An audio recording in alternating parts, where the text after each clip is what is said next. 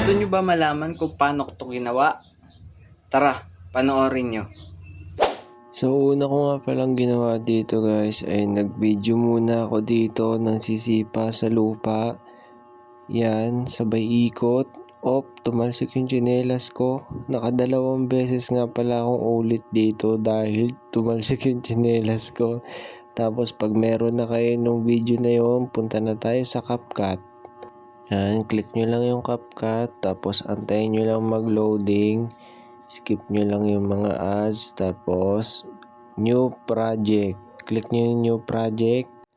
Piliin nyo yung video natin kanina. Tapos yung video natin ng green screen yung effects natin. Yung effects nga pala natin guys, search na lang kayo sa YouTube tapos download nyo. Dito pala guys, i-play nyo lang tapos abangan nyo lang yung doon sa bago siya sumipa sa lupa. Yan, pause. Pagka-pause nyo, click nyo yung clip, split, tapos yung nasa unahan, delete.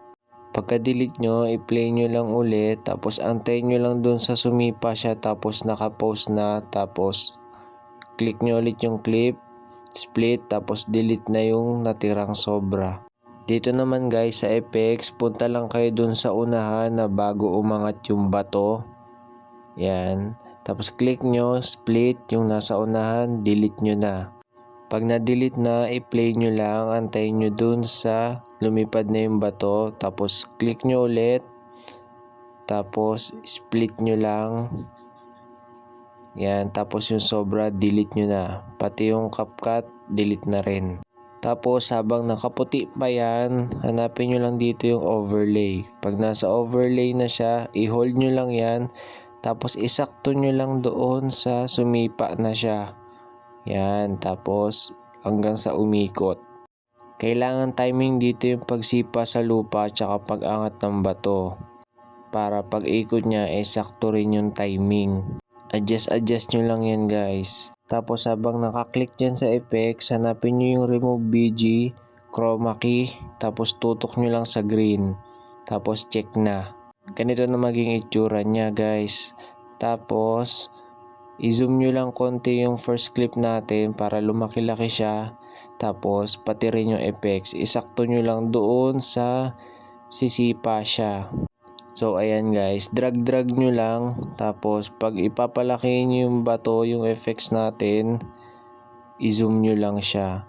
Tapos yan, kung mapapansin nyo, nasa kabila siya, no? Click natin yung effects, tapos hanapin natin dito yung transform, tapos mirror, para sa kabila siya manggagaling. Yan, tignan nyo. Yun, sakto. Tapos para mawala yung green na yan sa effects, click nyo lang yung effects na yan, tapos hanapin nyo dito yung adjust. Hanapin nyo lang dito guys.